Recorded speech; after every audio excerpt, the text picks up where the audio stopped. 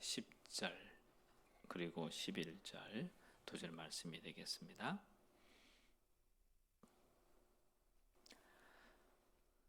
자, 우리 교독할게요. 제가 한 절, 여러분이 한 절 이렇게 읽겠습니다. 10절 말씀입니다. 내가 그리스도와 그의 부활의 권능과 그 고난에 참여함을 알고자 하여 그의 죽으심을 본받아.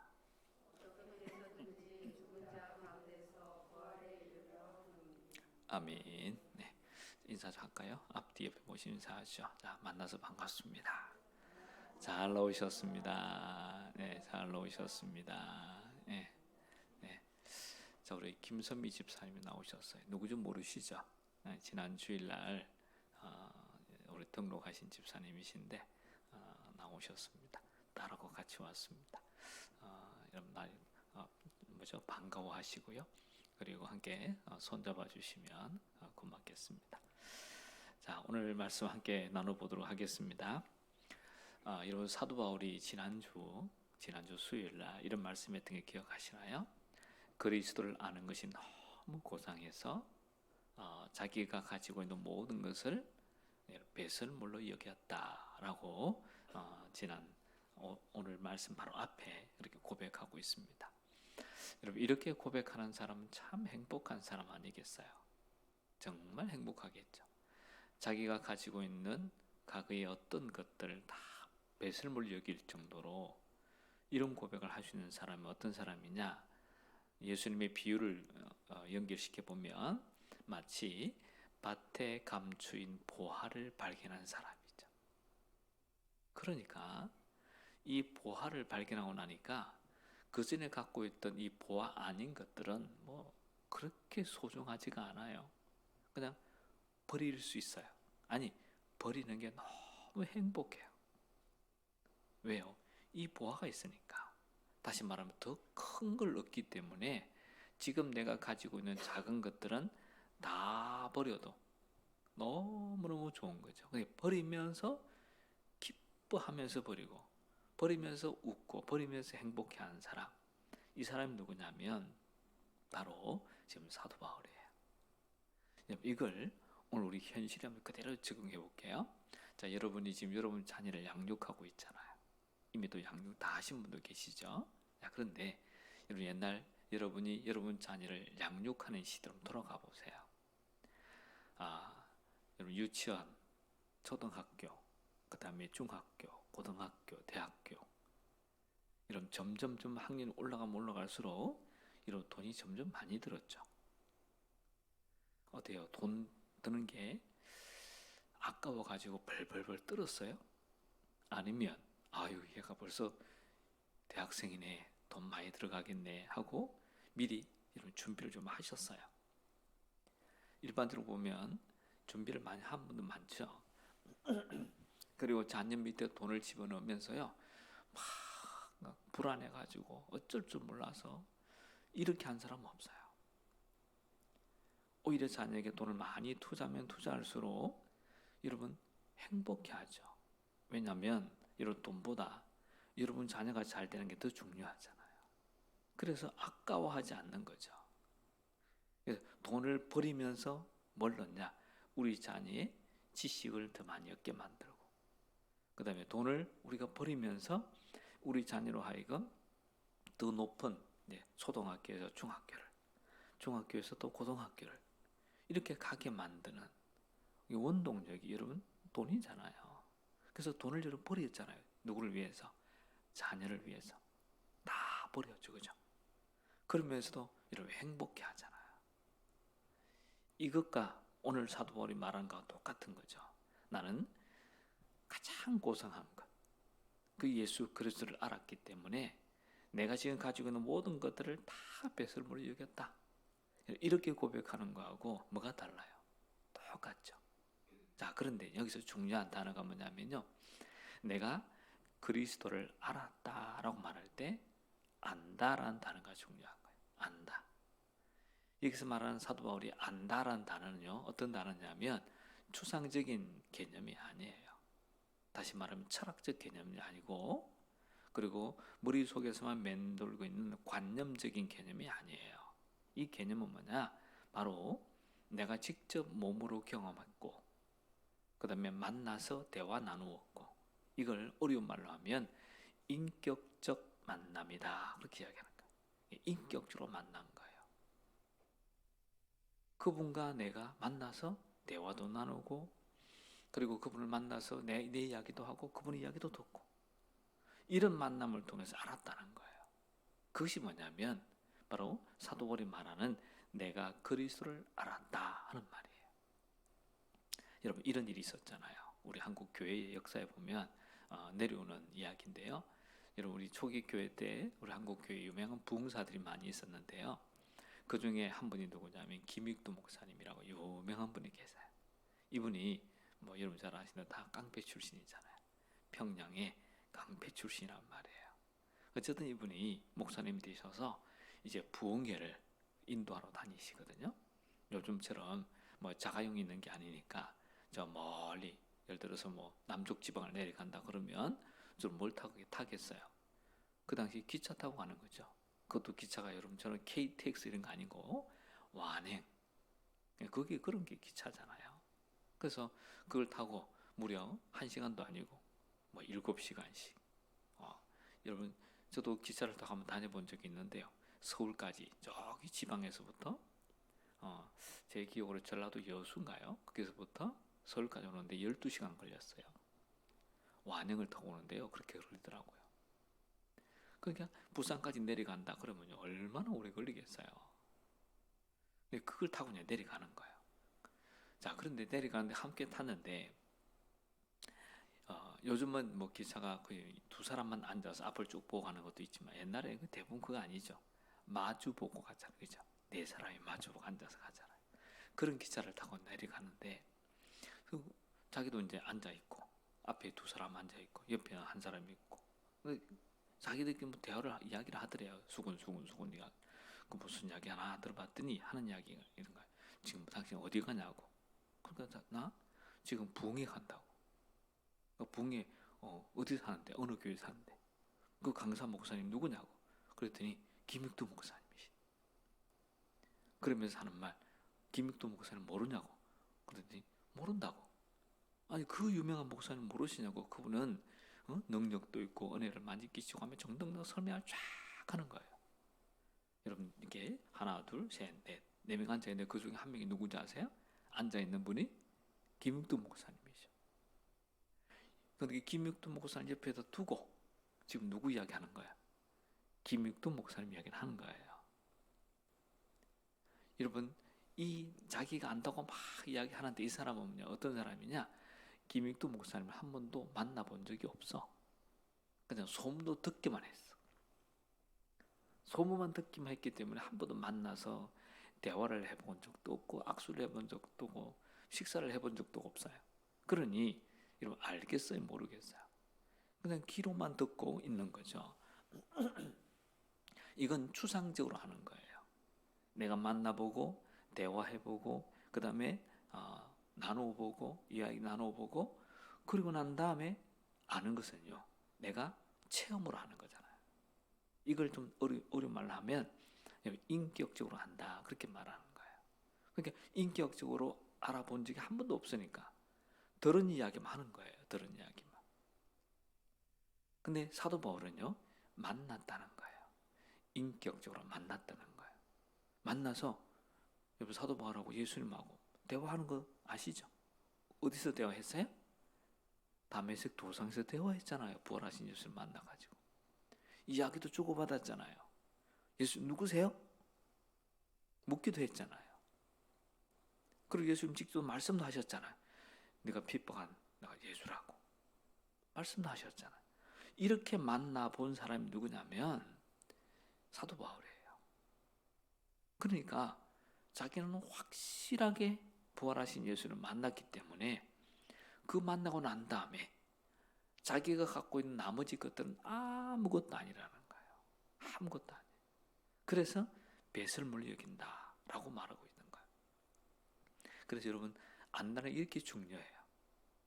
그런데 여러분 사실 안다라고 다시 한번 생각해 보세요.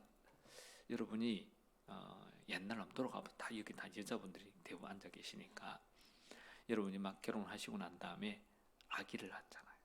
그죠? 아기 낳단 말이에요. 그래서 아기를 여러분들이 이렇게 안고 젖도 먹이고 키우고 막 그랬단 말이에요. 자, 그런데 이 안고 있다가 갑자기 여러분 옆에 있는 사람이 아기 좀 줘봐, 내가 좀 안아볼게. 데리고 가면요, 아기가 어떻게 해요? 울죠. 엄마가 안고 있다가요, 엄마 아닌 사람이 데리고 가서 안으면요, 울어요. 그러다가 다시 엄마가 딱 안으면 뚝 하고 끝쳐요. 이게 뭐죠? 아기가 엄마를 알아요. 자, 그럼 아기가 엄마를 아는 게 뭐예요? 엄마가 나이가 몇 살이고, 엄마가 뭘 좋아하고, 고향이 어디고, 그 다음에 뭐 누구와 결혼했고, 뭐 이런 걸 아는 거예요? 아니에요. 그냥 아기가 엄마의 눈동자를 딱 보면, 이 눈동자를 갖고 있는 사람은 나를 사랑하는 사람이야. 나를 위해서 뭐든지 다 헌신해 줄 수 있는 사람이야. 나를 지극하게 사랑해 주는 사람이야 하는 사실을 알기 때문에 울음 뚝 하고 끝이는 거야. 이게 뭐냐면 아는 거예요. 뭘로 아는다고요? 머리가 아니고 몸으로, 경험으로 아는 거죠. 눈빛으로 아는 거죠. 이게 뭐냐면 아는 거예요. 그래서 성경에 안다는 것은 다 이거예요. 근데 우리는 안다라고 생각하면 자꾸 머리로만 아는 걸 생각하죠. 공부해가지고 암기해가지고 알면 안다라고 생각해요. 그건 아는 게 아니에요. 그래서 우리는 신앙생활에서 안다라는 말은요, 무슨 뜻이냐? 바로 그런 뜻이에요. 내가 경험해봤어요. 내가 기도했는데 하나님이 내 기도를 들어서 응답해 준 것도 경험해봤어요. 또 기도하다가 주의 음성을 듣기도 했어요. 또 설교 말씀 듣다가 설교 속에서 하나님 나에게 꽝 하고 하시는 음성도 듣기도 했지만 내 심령을 어루만지는 음성도 듣기도 했어요. 이런 것들을 다 경험한 사람은 뭐라 하냐? 나는 예수님을 인격적으로 만났다 라고 이야기하는 거예요. 그래서 사도 바울은 그런 사람이에요. 인격적으로 만난 사람이에요. 자, 여러분 창세기 한번 볼까요? 여러분 창세기 4장 1절 말씀 한번 볼게요. 자, 화면에 떴습니다. 같이 한번 읽어보겠습니다. 시작. 아담이 그의 아내 하와와 동침하매 하와가 임신하여 가인을 낳고 이르되 내가 여호와로 말미암아 덕남하였다 하니라. 여러분 내용은 뭔지 금방 아시겠죠? 읽어보니까 금방 아는데, 자, 아담이 하와 동침해서 누구를 낳았다고요? 가인을 낳았다 하는 말이잖아요. 자, 여기서 이런 동침이라는 단어가 여러분 주목해 보셔야 돼요. 이런 동침이란 말은 무슨 뜻이냐면요, 히브리어로 야다라는 뜻이에요. 이 야다란 이 히브리 말을 여러분 헬라 성경으로 번역할 때, 70인역 성경으로 번역할 때 어떻게 번역하냐면 이렇게 번역해요. 기노스케인이라고 번역해요. 이 말은 어떤 말과 동일하냐면요, 이런 마태복음 1장 25절 말씀하고 동일해요. 자, 여러분 1장 25절 한번 봐보실래요? 같이 한번 읽겠습니다. 시작. 아들을 낳기까지 동침하지 아니하더니 남의 이름을 예수라 하니라. 여기서 동침이라는 단어가 또 나오죠. 이 동침이라는 단어가 똑같은 단어예요. 구약에 있는 동침과 신약에 있는 동침이 똑같은 단어란 말이에요. 그럼 이 단어가 무슨 뜻이냐면 몸으로 경험했다는 거예요. 어떻게? 자, 아담이 가인을 낳을 때 어떻게 했냐? 동침이라는 단어는 이렇게 번역이 돼요. 한 자리에 같이 누웠대요. 다시 말하면 한 침대에 같이 누웠단 말이에요. 그러니까 가인이 태어났다는 거예요. 그 다음에 마태복음 1장 25절에 동침이라는 건요, 몸으로 그 다음에 경험을 했더니 나았다 이런 거예요. 그러니까 동침하지 않았다는 말은 요셉이 마리아와 동침하지 않았다, 몸으로 체험을 하지 않았다는 거예요. 그러니까 성령으로 잉태한 예수님이 사실은 어떤 의미에서 요셉하고는 전혀 관계없이 태어나게 된 거죠. 이것이 뭐냐면 이 기노스케인이라는 단어가 내가 몸으로 경험하고 체험한 것을 말한다 하는 사실을 여러분 아실 필요가 있어요. 그것이 뭐냐면 성경에 말하는 안다라는 뜻이에요. 자, 여러분 유대인 랍비에 이런 교훈이 있습니다. 어떤 교훈이냐면 어떤 사람이 아이를 낳는데요. 아이가 태어났는데 머리가 둘이야. 머리가 둘이란 말이에요.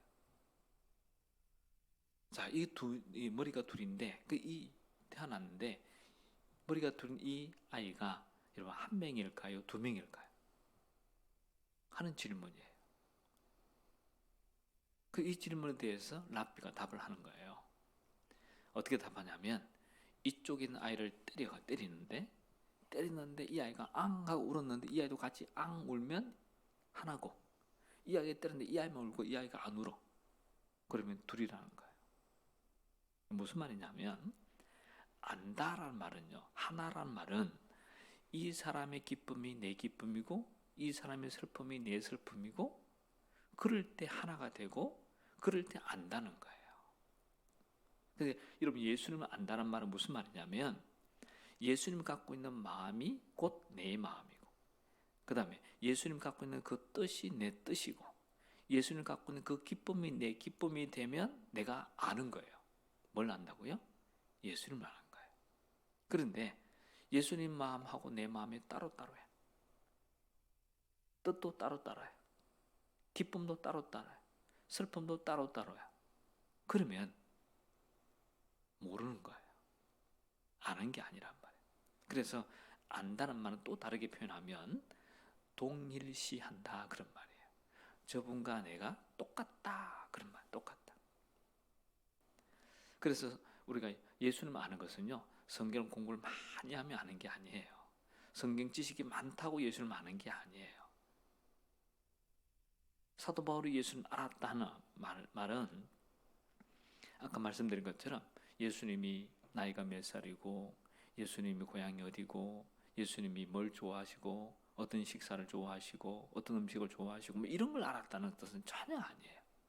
그런 건 몰라도 돼요. 외적인 것은 몰라도 돼요. 중요한 건 예수님의 마음에 있는 중심이 뭐냐는 거예요. 중심. 그 중심을 알면 곧 내가 예수님을 아는 거예요. 그러면 여러분 예수님이 생애 가운데 가장 큰 중심이 되는 게 뭘까요? 그게 바로 예수님의 부활이에요. 예수님께서 부활하셨단 말이에요. 또 부활하신 예수님을 누가 만났어요? 다메섹 도성에서 이 사도 바울이 만나잖아요. 그러니까 사도 바울이 이때부터는요, 부활하신 예수님을 만났기 때문에 부활하신 예수님이라는 안경을 쓰고 예수님의 전체 일생을 돌아보는 거예요. 우리가 생각할 때 예수님의 부활이라는 안경을 딱 쓰고 보면요, 예수님이 이 땅에 태어나심도, 그 다음에 이 땅에서 어릴 시절을 지나심도, 공생의 시절도, 그 다음에 특별히 십자가 고난 사건도 다 의미가 있잖아요. 그런데 만약에 예수님의 부활이 없어, 만약에 우리가 부활의 주님을 만나지 못했단 말이에요. 그러면 예수님이 있던 모든 사건은요, 그냥 한 일반 어떤 한 사람의 사건하고 똑같은 거예요. 하나님이다 하는 시각이 없는 거예요. 근데 부활하셨다, 부활하신 예수님이다, 부활의 눈으로 부활의 안경을 쓰고 딱 보니까 이분이 하는 모든 것들은 다 뭐냐? 하나님이 아니면 하실 수 없는 일들만 한 거예요. 그게 바로 사도 바울이 예수님을 바라보는 눈이에요. 자, 여러분 오늘도 마찬가지입니다. 여러분 예수님 어떻게 바라보시나요? 만약 예수님이 가장 중심이 되는 그분의 부활의 눈으로 예수님을 바라보기 시작하면요, 예수님은 하나님이세요. 예수님은 하나님의 아들이세요. 그래서 그분의 중심이 부활에 있는 거예요. 자, 그러면 이 부활은 뭘 의미하냐? 사도 바울은 부활을 이렇게 이야기해요. 부활은 뭘 의미하냐? 이런 뜻이라고 생각합니다. 부활은 곧 우리를 보증해 준다는 거예요. 뭘 보증해 주냐? 나의 육체가 다시 살아난다는 것을 보증해 준다는 거예요. 자, 여러분 요한복음 11장 25절 잘 아는 말씀이잖아요. 한번 읽어볼게요. 11장 25절 26절 말씀 같이 읽겠습니다. 시작. 예수께서 이르시되 나는 부활이요 생명이니 나를 믿는 자는 죽어도 살겠고 무릇 살아서 나를 믿는 자는 영원히 죽지 아니하리니 이것을 내가 믿느냐. 이 말씀을 잘 보시면 지금 예수님께 뭐라고 하냐면 나는 부활이요 나는 생명이다 그렇게 말씀하시잖아요. 그리고 이어서 말합니다. 나를 믿는 자는 죽어도 만다고요? 산대요. 그 다음에 26절을 보시면 살아서 나를 믿는 자는 어떻게 해요? 영원히 죽지 않는데요. 그럼 여러분 육체가 부활을 해요? 안 해요? 부활하죠. 육체의 부활을 뭐 해주냐? 보증해 주는 거예요. 뭐가? 예수님이 부활이 곧 나의 육체의 부활을 보증해 준단 말이에요. 이것이 사도 바울이 알고 있는 예수님에 대한 확고한 믿음이에요. 또 여러분 요한복음 11장 26절 말씀을 보시면 이렇게 말해요. 다시 읽어볼게요. 시작. 무릇 살아서 나를 믿는 자는 영원히 죽지 아니하리니 이것을 내가 믿느냐. 여러분 예수님을 모르는 사람은요 뭐라고 하는지 아세요? 죽음의 끝이야 이렇게 말해요. 여러분 죽음의 끝인가요? 부활하신 예수를 만나면 죽으면 끝인 줄 알았는데 아니네요 라고 말하는 거예요. 끝이 아니네요. 예수님이 부활하심으로 인해서 우리가 영원한 생명을 얻었네요. 우리가 영원한 세계가 있다는 사실을 제가 알게 됐네요 라고 말하는 거예요. 그게 뭐냐면 예수님의 부활에 대한 보증이에요. 예수님은 부활하셨기 때문에 우리는 뭘 보증받느냐? 영생을 보증을 받는 거예요. 그뿐만 아니죠. 예수님께서 부활하셨기 때문에 여러분 죽음에 대한 승리도 보증을 받아요. 여러분 저도 라디오 뉴스 들어서 알았어요. 누가 돌아가셨다고요? 여러분 잘 아시는 송해 선생님이 돌아가셨다고 그랬다고요? 올해 연세가 95세, 27년생이라 합니다. 돌아가셨다고 이제 뭐 뉴스 뜨더라고요. 그래서 뭐 사람들이 다 뭐 나름대로 추모를 좀 하나 봅니다. 자, 그런데 여러분 죽으면 끝이라고 생각했는데 끝이 아니라는 사실을 예수님 부활을 통해서 우리가 보증받게 되고요. 또 죽고 나면 끝이라고 생각했는데 끝이 아니라 죽음에 대한 승리가 있다는 사실을 예수님 부활을 통해서 우리가 또 보증을 받게 되는 거예요. 그뿐만 아니죠. 예수님이 부활하셨기 때문에 뭘 보증받느냐? 예수님 부활하신 것 때문에 우리는 의롭다 하심을 보증을 받는 거예요. 뭐 여러분과 제가 뭐가 어렵겠어요? 또 어렵게 살아봤자 얼마나 어렵게 살겠어요? 근데 그분이 나를 어렵게 하시니까 내가 어려워지는 거지. 내 능력으로 내 힘으로 되는 거 아니잖아요. 그러니까 사도 바울이 알고 있는 예수님의 중심은요 바로 부활이에요. 그 부활하신 예수님이 사도 바울의 마음을 다 움직이는 거죠. 다 움직이는 거예요. 그래서 여러분 사도 바울은 오늘 본문에 이렇게 말합니다. 이런 예수님의 부활의 능력에 동참을 해보고 싶대요. 자, 그러면 이런 부활의 능력에 동참하려고 하면 여러분 전제 조건이 있습니다. 그게 뭔지 아시나요? 부활하려고 하면 뭐가 돼야 되죠? 죽어야지. 예수님 안에서 내가 죽어야 그 다음에 예수님 안에서 내가 부활이 있는 거잖아요. 그래서 사도 바울은 내가 죽어보겠다. 예수님 안에서 내가 죽겠다. 이렇게 말하는 거예요. 예수님 안에서 죽겠다. 그 죽음의 고난에 내가 동참하겠다. 그래야 부활에 있는 거란 말이에요.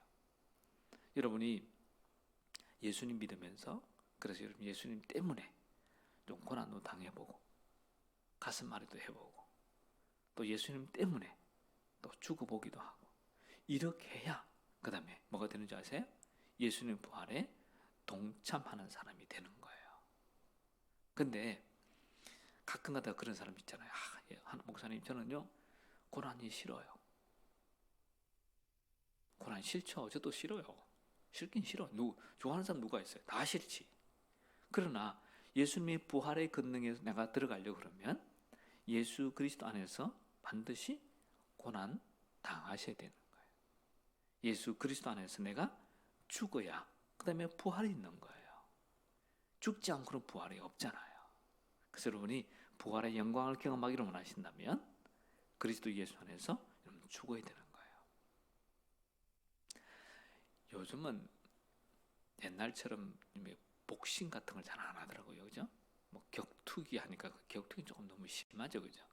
그런 거 보세요. 안 보잖아요. 옛날에는 복싱 하면요. 사람들을 많이 봤어요. 그리고 매스컴에서 많이 중계도 해주고. 근데 이 복싱 할 때마다요. 열정적으로 응원하는 사람이 있잖아요. 그죠? 열정적으로 응원해서 가끔 뉴스 나와요. 복싱 경기 하다가 열정적으로 응원하다가 돌아가셨대요. 가끔 들으셨죠? 그런 뉴스. 그죠? 더군다나 어떤 때 돌아가시냐? 우리나라 선수하고 일본 선수하고 붙을 때. 이때 응원하다 돌아가시는 사람이 많아요. 왜 그럴까요? 여러분 다 아시는 것처럼 일제 강점기 시대 때 우리나라 사람들은 언제 핍박을 많이 받아가지고 일본 사람 그러면 하잖아요, 그죠? 다른 사람한테 쳐도 괜찮아.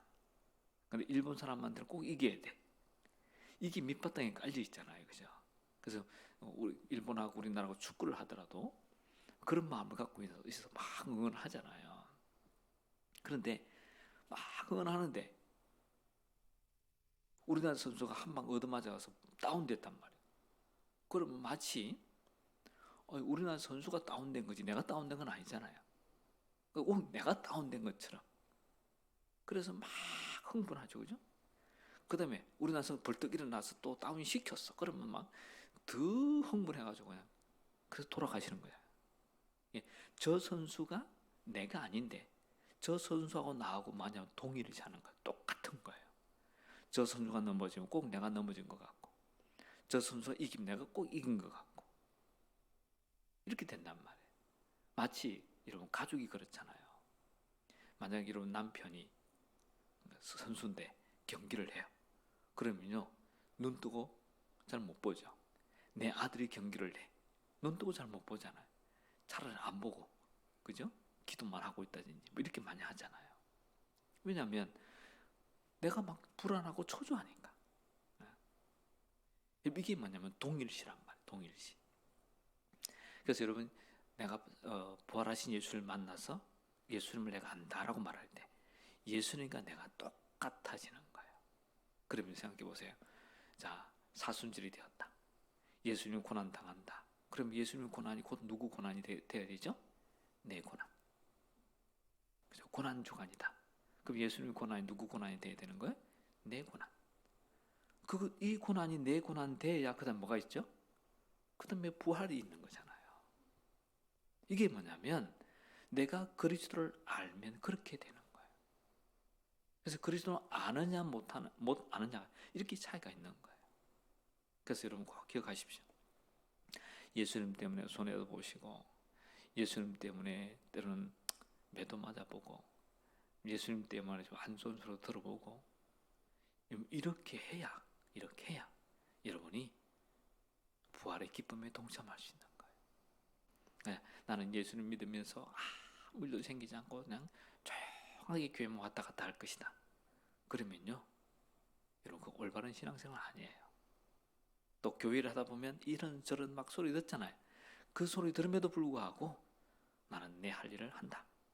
특별히 하나님이 나에게 시킨 일을 한다. 꾸준하게 한다. 이럴 때 예수님의 고난에 동참하는 사람이 되는 거잖아요. 자, 이런 삶 우리가 살아가야 되는 거죠. 이런 삶을 살아가는 사람이 어떤 사람이냐? 이제 부활하신 예수님을 만난 사람은 이렇게 살아요. 그분의 고난에 동참하기 때문에 그분의 부활도 동참할 수 있는 거예요. 자, 여러분 예수님 때문에 손해보는 거 그거 무서워하지 마십시오. 예수님 때문에 이상한 말 듣는 거 그거 무서워하지 마십시오. 내가 주의 고난에 동참한다. 이것이 내가 부활의 기쁨을 동참하는 것과 똑같다. 이렇게 생각하시고 여러분 부활의 주님 앞에 또 고난의 주님 앞에 함께 나아가는 우리 모두가 될 수 있기를 주님을 축복합니다. 자, 우리 기도하겠습니다. 저는 기도하실 때 오늘 들은 말씀을 생각하시면서 우리 함께 기도해 보십시다. 여러분, 그리스도를 아는 것 얼마나 소중한 거예요? 그분의 고난에 동참하는 것, 그래야 그분의 부활에 동참할 수 있습니다. 이 시간에 날마다 주의 고난에 동참하고 주의 은혜 가운데 동참하는 그런 믿음의 삶을 살아가게 해달라고 우리 함께 한 목소리를 같이 기도하는 시간 갖도록 하겠습니다. 우리 기도하겠습니다. 아버지 하나님, 이 시간에 주님 앞에 나와서 엎드려 기도하며 간구합니다. 주님, 우리의 기도와 간구를 들으시며 하나님, 날마다 주의 고난에 동참하고 또 주의 부활에 동참하는 저희들이 되어질 수 있도록 인도해 주시기를 원하고 기도합니다. 그래야해서 주의 고난에 동참하는 이 동참함이 하나님 부활의 동참함으로 연결되게 하시고, 또 사도 바울이 예수 그리스도를 알았던 것처럼 내가 예수 그리스도를 알므로 부활의 보증을 받아 내가 내 육체도 부활될 것이며 내가 영생을 보증받게 될 것이며 죽음이 끝이 아니라 죽음에 대한 승리가 나에게 오게 됨을 다시 한번 깨닫게 해주심을 감사합니다. 우리 주님을 알므로 인해서 바른 믿음의 삶을 끝까지 살아가는 저희들의 삶이 되게 하여 주시옵소서. 이 밤에도 주님 앞에 나와서 주의 말씀을 듣고 주의 메시지를 듣고 주를 위해 손해보고 주를 위해 참으로 좋은 소리 듣지 않아도 주께서 나에게 맡긴 일을 성실히 감당해야 될 이유가 무엇인지 알게 해주셔서 감사합니다.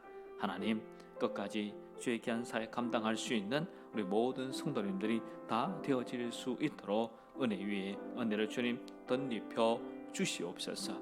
하나님, 은혜를 날마다 은혜를 내려 주시고 은총을 내려 주시옵소서. 또 이어서 기도 제목 드리겠습니다.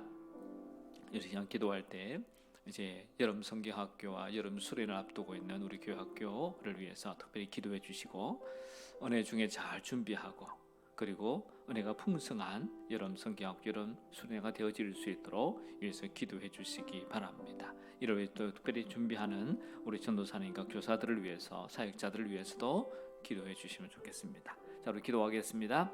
은혜가 풍성하신 아버지 하나님, 이런 여름 성경학교와 여름 수련을 통해서 하나님께서 어린 심령들에게 부활하신 예수 그리스도를 심어 주시옵소서.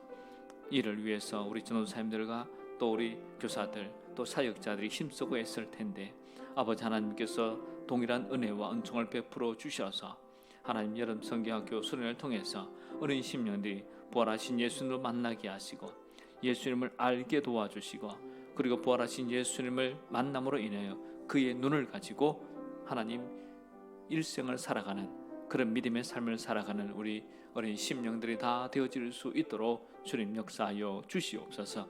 성령 하나님 역사해 주시고 성령 하나님 도와주시고 성령 하나님 큰 은혜를 베풀어 주시옵소서. 그래서 복된 인생을 살아가는 하나님의 귀한 자녀들이 다 되게 하여 주시옵소서. 주의 몸된 교회에 하나님 나라의 귀한 일꾼이 탄생되게 하시며, 또한 이 세상에서 귀한 일꾼들이 살아나는 아름다운 교회가 되어질 수 있도록, 또 아름다운 교회 학교가 되어질 수 있도록 주께서 크신 은혜와 은총을 베풀어 주시옵소서. 하나님, 다시 한번 엎드려 기도하며 간구하는 저희들의 기도를 들으시고 주의 자비하심과 권능을 베풀어 주시옵소서. 또 이어서 기도합니다. 우리 교회 각 기관들이 이제 활성화되어질 수 있도록 위해서 기도해 주시고, 또 구역 모임도 시작되고 또 전도 모임도 시작되고 복음을 전한 그런 일들이 계속되어질 수 있도록 함께 우리 기도하겠습니다.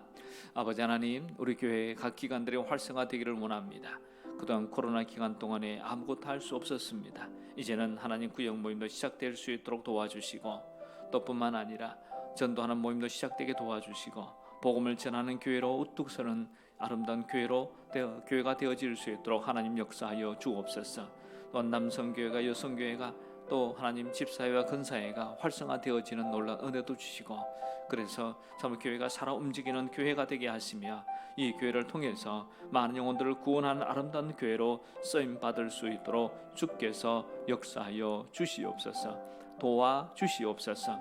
성령께서 함께해 주셔야만 주님 이 역사가 가능하오니 성령 하나님 도와주시고 은혜와 긍휼을 베풀어 주시고 은총을 주님 내려 주시옵소서. 크신 권능으로 크신 은혜로 주님 함께하여 주시기를 간절히 원하고 기도합니다.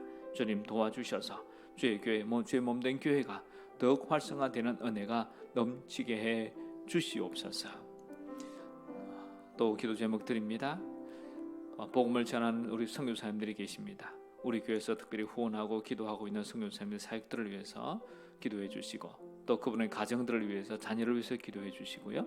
주변에 어려움 당한 이웃들을 위해서 함께 기도하는 시간 갖도록 하겠습니다. 아버지 하나님, 이 시간 또 우리 선교사님들 사역을 위해서 기도합니다. 참으로 문화도 다르고 언어도 다르고 모든 습관이 다른 그 해외에서 복음을 전하는 선교사님들을 위해서 기도합니다. 그 가운데 우리 그 교회에서 후원하는 선교사님들이 있습니다. 기도로 후원하고 물질로 후원하는 선교사님들의 사역들을 하나님 기억하여 주시옵소서. 그분들이 그곳에서 사역할 때마다 하나님 성령 하나님께서 역사하셔서 그분들이 성령의 도우심과 권능으로 복음을 전하게 하시고 많은 사람들이 선교사님을 통해서 구원받는, 그리고 예수님 믿는 놀란 일이 일어날 수 있도록 주님 역사하여 주시옵소서. 그래서 선교사님의 사역 때문에 구원받고 그곳에 교회가 세워지고 그곳에 구원의 놀란 역사가 일어날 수 있도록 인도해 주시옵소서. 선교사님들의 사역뿐만 아니라 가정도 지켜주시고 자녀도 지켜주셔서 하나님 나라의 큰 일꾼이 그 가정에서 일어날 수 있는 은혜도 주님 허락해 주시기를 간절히 원하고 기도합니다. 또 주님 앞에 엎드려 기도합니다. 우리 성도님들 가운데 크고 작은 어려움을 당한 성도님들이 있습니다. 하나님 육신의 질병 때문에 어려움을 당하는 성도님이 싸우니 주께서 육신의 질병을 치유하시고 회복시키시고 하루속히 하나님 정상적인 삶을 살아갈 수 있도록 일상이 회복되어질 수 있도록 우리 하나님 역사하여 주시기를 원하고 기도합니다. 또한 주님 앞에 또 기도합니다. 물질의 문제 때문에 기도하는 주의 자녀들이 싸우니 아버지 하나님 경제적인 문제도 해결해 주시며 또 하는 직장의 문제도 주님 앞에 엎드려 기도합니다. 해결해 주시옵소서. 자녀의 문제를 놓고도 주 앞에 엎드려 기도합니다. 하나님 자녀 때문에 오히려 큰 기쁨을 얻을 수 있는 자녀로 하나님 변화되는 놀라운 역사도 허락해 주시기를 간절히 원하고 기도합니다. 아버지 하나님, 우리 기도, 우리 간구를 들으시며 어려움 당한 주의 백성들을 위해서 저희가 중보하며 기도할 때마다 응답의 은혜를 베풀어 주시고 또 어려움 당한 성도님들 주님 앞에 나와 엎드려 기도하여 응답받는 은혜가 넘치게 해 주시옵소서. 이 밤에도 하나님 저희와 함께 하시고 저희 기도와 간구를 들으시고 응답해 주신 주님을 찬양합니다. 감사하며 기도드립니다. 그러고 하신 아버지 하나님 감사합니다. 주님 앞에 나와 말씀을 들으며 또 기도하며 나아갑니다. 우리 기도와 간구를 들으시며 은혜와 긍휼을 베풀어 주셔서 날마다 믿음의 삶이 풍성해지는 은혜를 베풀어 주시옵소서. 특별히 기도합니다. 예수 그리스도를 만나고 예수 그리스도를 알고 예수 그리스도의 십자가의 고난에 동참함으로 부활의 큰 기쁨을 경험하는 우리 모든 성도님들이 다 되게 하여 주시옵소서. 예수님 이름으로 기도드립니다. 아멘. 하늘에 계신 우리 아버지, 아버지의 이름을 거룩하게 하시며 아버지의 나라가 오게 하시며 아버지의 뜻이 하늘에서와 같이 땅에서도 이루어지게 하소서. 오늘 우리에게 일용할 양식을 주시고 우리가 우리에게 잘못한 사람을 용서하여 준 것 같이 우리 죄를 용서하여 주시고 우리를 시험에 빠지지 않게 하시고 악에서 구하소서. 나라와 권능과 영광이 영원히 아버지의 것입니다. 아멘.